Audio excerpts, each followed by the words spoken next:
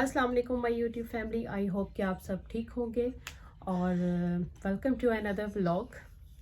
मैंने अभी बस शावर लेकर असर की नमाज़ पढ़ी है और मुझसे किसी ने पूछा था कि आप अपनी स्किन केयर रूटीन बताएं। तो मेरी स्किन केयर रूटीन, मेरी स्किन इतनी अच्छी तो नहीं है, थोड़ी सी मुझे एक्नी है और जब एक्नी नहीं होती है तो मुझे थोड़े से एक्नी स्कैर्स हैं, लेकिन शुक्र है कि वो बहुत कम हो रहे हैं। तो इसलिए मैं अपनी स्किन रूटीन आपसे शेयर करती हूँ। मैं यूज़ करती हूँ सबसे पहले अपनी स्किन के ऊपर ये गार्नियर का, ये बहुत अच्छा है, ये मुझे बहुत सूट किया है। ऑयली स्किन वालों के लिए ये बहुत अच्छा है और इसको मैं इस तरह से यूज़ करती हूँ। ये सीरम है,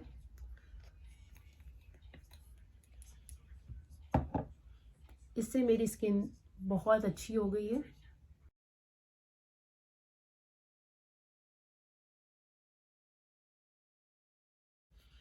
इसके रिव्यूज़ तो बहुत ही ज़बरदस्त मैं दे रही हूँ क्योंकि मेरी स्किन के लिए बहुत अच्छा है। इससे मेरी स्किन में थोड़ा बहुत जो है वो ग्लो भी आया है और मेरे एक्नी भी फिनिश हुई है और मेरे एक्नी स्कैर्स भी अब नहीं है। तो इसे आप अपनी नेक पे भी यूज़ कर सकते हैं। जैसा कि मैंने आपको बताया मेरी ऑयली स्किन है, तो ऑयली स्किन के लिए मैं यूज़ करती हूँ ये मेरा नियरली अभी फिनिश है एज अ मॉइस्चराइजिंग क्रीम और ये बहुत अच्छा है। इसे हम निकालते हैं, ये भी मेरा लाने वाला है। आज मैं सुपर ड्रग गई थी बट मुझे नहीं मिला वहाँ पर। ये बहुत ही अच्छा है ऑयल कंट्रोल के लिए।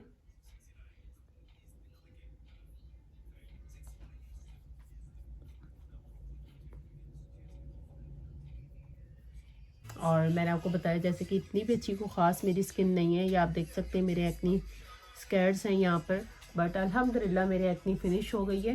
कभी कभी हार्मोन प्रॉब्लम हो जाए तो आपको पता है, एक दो ये तो कॉमन है, आ ही जाती हैं पिंपल्स। जी तो गाइस, मैंने जैसे कि कल दाल बनाई थी और हुज़ैफ़ा को दाल वाले पराठे बहुत पसंद है, तो मैं बनाने लगी हूँ दाल वाले पराठे। सबसे पहले मैं इसका आटा गूंदूंगी, उसमें मैं थोड़े से मसाले ऐड करूँगी ताकि उसका नमक मिर्च का लेवल जो है वो ठीक हो जाए। और फिर उसके बाद मैंने दाल को ऐड करना है इसके अंदर थोड़ा थोड़ा सा करके, और थोड़ा थोड़ा बाद में हम पानी भी इसमें ऐड करते जाएंगे। और इस तरह से मैं दाल का आटा गूंद रही हूँ और हुज़ैफ़ा को दाल की रोटी मिल जाएगी इस तरह। और हुज़ैफ़ा ने फ़र्स्ट टाइम दाल की रोटी पाकिस्तान में खाई थी, उस वक्त से हुज़ैफ़ा को ये दालचीनी आ गई अंदर, इसको मैं निकाल देती हूँ। उस वक्त से हुज़ैफ़ा को दाल की रोटी पसंद है और हुज़ैफ़ा अब कहते हैं कि मुझे दाल की रोटी चाहिए। और इसमें हम साथ साथ पानी भी ऐड करते हैं।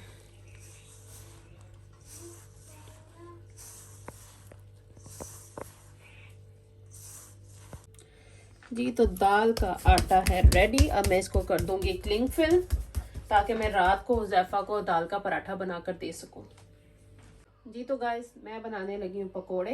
ये जैसे कि मैंने स्पिनिच काट कर फ्रीज कर ली थी, अब मैं इसमें स्पिनिच ऐड कर रही हूँ और पोटैटोस मैंने बारीक बारीक कट किए हैं, ये मैं सब इसमें ऐड कर रही हूँ। और इसमें हम बेसन को ऐड करेंगे आईडिया से। आई थिंक इतना बहुत है अभी। और ये सारे मैं इसमें अपने मसाले ऐड कर दूंगी। मैं कोई भी पकोड़ों के लिए बाहर का मसाला ऐड नहीं करती हूँ, सारे घर के ही ऐड करती हूँ। और अब इसको हम अच्छे तरीके से मिक्स करेंगे। फिर मैंने इसके अंदर एक एग भी ऐड करना है। मुझे लगता है ये बर्तन छोटा है ना, तो हम इसे इसमें ट्रांसफ़र करते हैं ताकि इजीली हम अपने सारे मिक्सचर को जो है वो मिक्स कर सकें। मैं हमेशा कोशिश करती हूँ पकोड़े कम बनाऊँ, लेकिन हमेशा पता नहीं क्यों ज़्यादा ही बन जाते हैं और इसी चक्कर में बच्चों की मौजें हो जाती हैं। और जैसा कि ये बच्चों ने खाने होते हैं तो इस वजह से मैं इसमें बहुत कम ग्रीन चिली ऐड करती हूँ, बल्कि जब साकिब ने और मैंने सिर्फ खाने होते तो फिर, लेकिन ऐसा हो ही नहीं सकता कि पकोड़े बने और बच्चे बिल्कुल ना खाएं। तो इस वजह से मुझे हमेशा कोरिएंडर और ग्रीन चिली फिर मैं नहीं ऐड करती, सिर्फ इसी वजह से, क्योंकि फिर बच्चों को प्रॉब्लम होती है। तो हमने इसमें एक एग को ऐड किया है जिसकी वजह से हमारे पकोड़े जो हैं बहुत क्रिस्पी से बनेंगे। और हम इसमें थोड़ा सा पानी ऐड करेंगे, ज़्यादा नहीं, बहुत थोड़ा सा पानी ऐड करेंगे।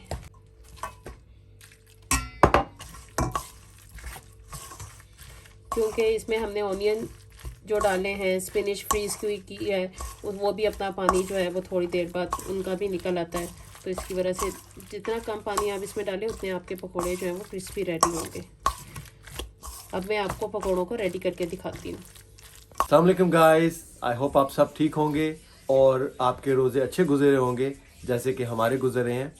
तो आज मैं ऑफिस से जल्दी आ गया था, तो मैं जैसे ही आया हूँ तो एज़ यूजुअल जो सोनिया वो किचन में थी और अफ्तारी की तैयारी कर रही थी।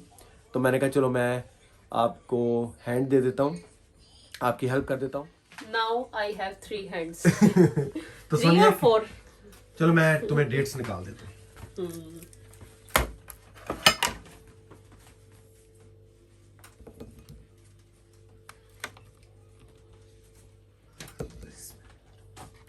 इतनी बहुत है, बस ठीक इनफ है। हाँ, इतनी बहुत है। और अब मैं टिश्यू रखती हूँ इसके अंदर, क्योंकि मैं पकोड़े बनाने लगी हूँ ताकि ऑयल उसके अंदर एब्जॉर्ब हो जाए। ठीक है, चलो मैं इसको वॉश कर दूँ। डेट्स मैंने वॉश कर दी हैं और ये मैंने ओपन इसलिए की हैं कि कुछ डेट्स होती हैं जो कि अंदर से ख़राब होती हैं, तो इसलिए मैं ऑलवेज़ वॉश करने के बाद इसको ओपन करता हूँ ताकि पता हो कि ये सही है या नहीं, इसमें कीड़े हैं या नहीं है।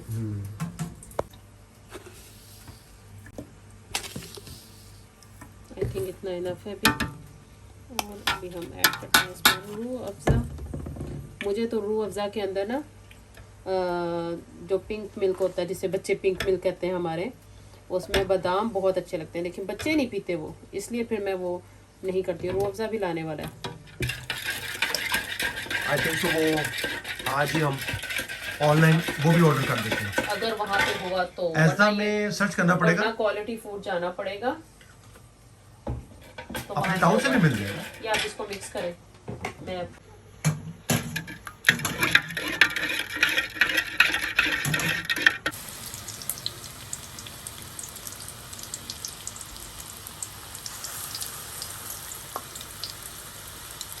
स्मोक अलार्म हमारा ऑन ना हो जाए।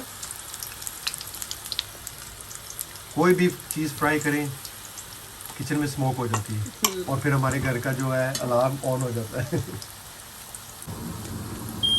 देखो ऑन हो गया। देखिए गाइस, अलार्म की आवाज़ आपको आ गई होगी, तो साथ ही बच्चे भागे हुए आते हैं। तो मैं ज़रा किचन का डोर क्लोज कर देता हूँ।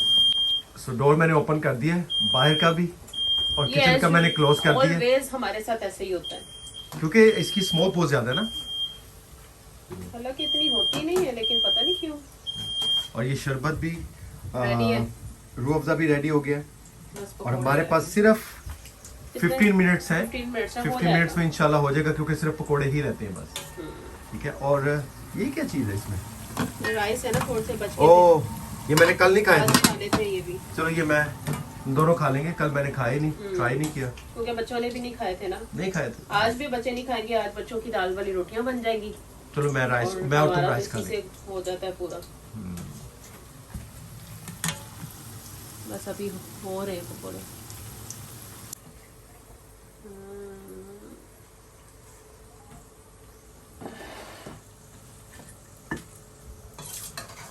हुज़ैफा से मैंने कहा है कि अभी आपने फ्रूट्स खा लिया, सब कुछ खा लिया है, तो अब आप पकोड़े ना खाना। कहते हैं हाँ।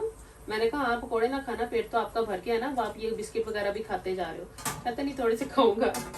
पकोड़े नहीं वो छोड़ सकता। पकोड़े हो गए, समोसे हो गए। रोजा हमारा है, लेकिन पकोड़े उसकी फरमाइश पे बनते हैं डेली। कहता है विदाउट पकोड़े अफ्तारी थोड़ी होती है, रोजे ही नहीं होते हैं। कहता आप लोग रोजे नहीं रखते हो, जब पकोड़े नहीं बनाओ तो कहता रोजा नहीं है आपका। मुझे लगता है अपने लिए इतना नहीं, इनके लिए करना पड़ता है। इनके लिए करना पड़ता है, लेकिन चलो बच्चों को पता होना चाहिए रोजों का, तो इस वजह से। वरना वो समझते हैं रोजा नहीं है। अगर रोटी खाए ना जिस दिन, तो वो समझते हैं आज रोजा नहीं है।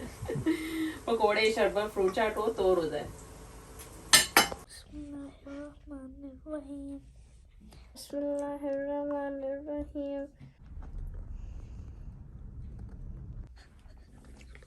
Bismillahirrahmanirrahim.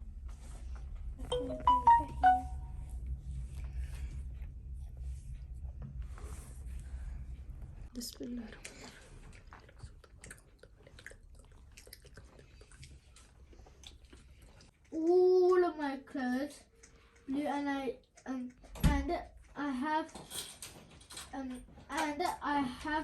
you know, and I'm at the swimming pool. Okay, I'm wearing a pink dress with a rainbow and Hey, just kidding, I'm this guy. Where are you? here, the police officer station. बिन फेंकने जा रहा हूँ। रोजों में रमजान में ही ज्यादा बनता है। ज्यादा बन जाता बिन, और अगर इसको मैं नहीं करूंगा तो ये तो बिल्टअप हो जाएगा। नहीं, हाँ, इसलिए ये डेली थ्रो एवरीडे करना पड़ता है। एवरीडे करना पड़ता है।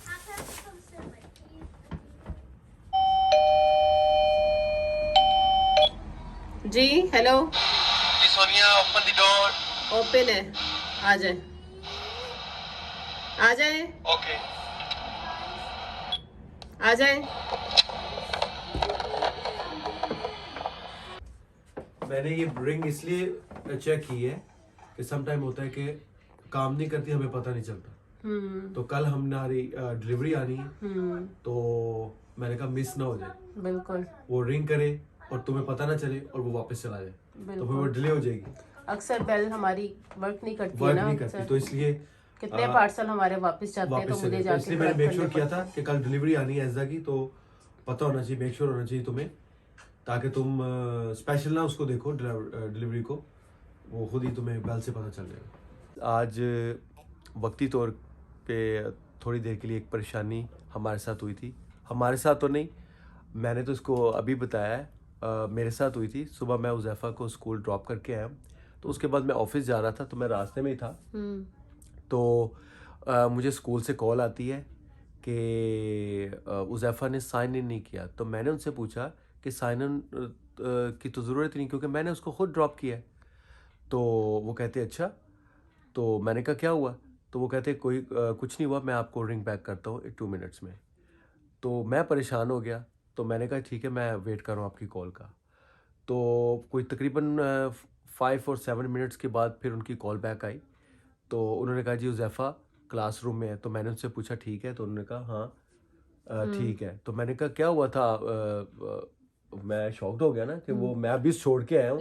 नॉर्मली क्या होता है, जब मैं उज़ैफ़ा को स्कूल ड्रॉप करता हूँ, तो इसकी क्लास जो है वो फर्स्ट फ्लोर पे है। तो जो स्टेयर्स हैं वो मैं जब तक ये स्टेयर्स कंप्लीट नहीं ऊपर जाता, तो मैं वापस नहीं आता। तो मैं मेक श्योर था कि उज़ैफ़ा स्कूल गया है, मैंने छोड़ा है, क्लासरूम तक गया है, लेकिन मैं इसलिए शॉक था कि मुझे कभी कभी इस तरह की कॉल कभी भी नहीं, कभी ऐसा नहीं हुआ। तो ये क्यों इन्होंने किया ऐसा? तो मैं जो वो टाइम था ना 5-10 मिनट्स के लिए, मैं इतना परेशान हो गया, कॉल नहीं आ गई स्कूल से, कॉल नहीं आ गई। और अगर थोड़ी देर तक कॉल ना आती तो मैं सोच रहा था कि मैं वापस ऑफिस से रास्ते में वापस जाऊं और स्कूल जाऊं, लेकिन वो थैंक गॉड के कॉल आ गई। तो लेकिन मैं अभी भी स्टिल शॉक्ड हूँ कि बच्चा जब क्लास में है और ऑफिस वाले पेरेंट्स को फोन करके ये बात कह रहे हैं कि बच्चा क्लास में नहीं है या बच्चा कहाँ है, तो ऑफ कोर्स एक टेंशन वाली बात है ये। अब मैंने सोनिया को कहा है कि सुबह वो जाए रिसेप्शन पे और मैं उनसे कल बात करे। जब मेरे जॉब पे जाना है, तो मैं उस वक्त उनसे पूछूंगी कि अगर ऐसा हुआ भी है, बच्चा बेशक क्लास में था या नहीं था, लेकिन आपने जब फादर को कॉल की है, तो जब मैं दोबारा जॉब पर आई हूँ तो आप मुझसे भी बात कर सकते थे, मुझसे भी वो डिस्कस कर सकते थे ना कि ऐसा हुआ है। लेकिन मुझे लगता है कि उन्होंने बस जो भी टाइम लगा क्लासरूम में जाते हुए उन्होंने मेक श्योर किया, फिर वापस आके फिर उन्होंने मुझे कॉल की। लेकिन मुझे एक बात नहीं समझ आ रही कि रिसेप्शन तक ये बात पहुंची कैसे कि उज़ैफ़ा कहाँ है? मुझे लगता है ये मैं शॉक्ड हूँ। मुझे जहां तक लगता है कि अटेंडेंस जब लग रही होगी, उज़ैफ़ा शायद नहीं बोला होगा, लेकिन तो फिर भी क्योंकि लिटरली मैं बस छोड़ के वापस ही आया हूँ और उसके बाद मैं नहीं, ऑफिस जा आप रहा। पहले घर आए हैं, फिर कितनी देर आप घर में थोड़ी सी देर लेकिन- रुके हैं, फिर आप स्टेशन तक गए हैं, टाइम लगा इस चीज में। नहीं, टाइम तो लगा है, लेकिन अब मुझे नहीं इतना पता भी ना, टाइम नहीं लगा। लेकिन मुझे नहीं पता ना कि अटेंडेंस वो कब शुरू करते हैं फौरन कर देते हैं 9 o'clock, तो फिर वो 8:45 पे तो स्कूल लगता है। ओ ये ना हो कि वो वॉशरूम गया हो, टॉयलेट गया हो। हाँ ये मैं पूछती हूँ अभी से, हाँ ये पूछती हूँ। तो वो उज़ैफा से हमने पूछा है, मैंने उसको कहा कि आप तो वो सो सही गए तरह थे, से क्या आंसर उसको नहीं दे रहा, समझ तो ही नहीं मैं आ रहा? ज़रा थोड़ा सा दोबारा उससे मैं पूछती हूँ कंफ्यूज आराम हूँ। से। तो इसलिए सुबह सोनिया जब जॉब पे जाएगी तो फिर वो रिसेप्शन से पूछेगी कि ऐसा क्यों हुआ था। सो गाइज बस इसी बात के साथ आज का हम व्लॉग एंड करते हैं। आप भी कमेंट करके बताइएगा कि क्या हो सकता है, ऐसा क्यों हुआ है, और अगर ऐसा हुआ है तो स्कूल वालों को क्या करना चाहिए।